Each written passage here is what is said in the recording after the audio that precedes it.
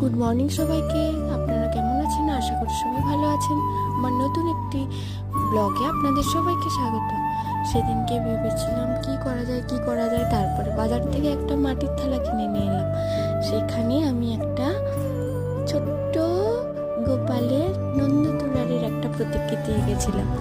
দেখুন তো আপনারা কেমন হয়েছে। ছোট্ট গোপাল যখন মাখন চুরি করতে যাবে তখন পর্দার আড়াল থেকে দেখছে তার মা দেখতে পাচ্ছে কিনা। তারপর সে মাখন চুরি করতে যাবে।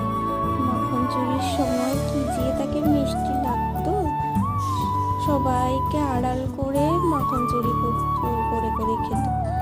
আর ছবিটা আমি পেয়েছিলাম ফেসবুক থেকে। ফেসবুক স্ক্রল করতে করতে দেখি এই ছবিটা একজন এরকম মাটির থালার ওপর প্রতিকৃতি এঁকেছে নন্দদোলালে। তো আমিও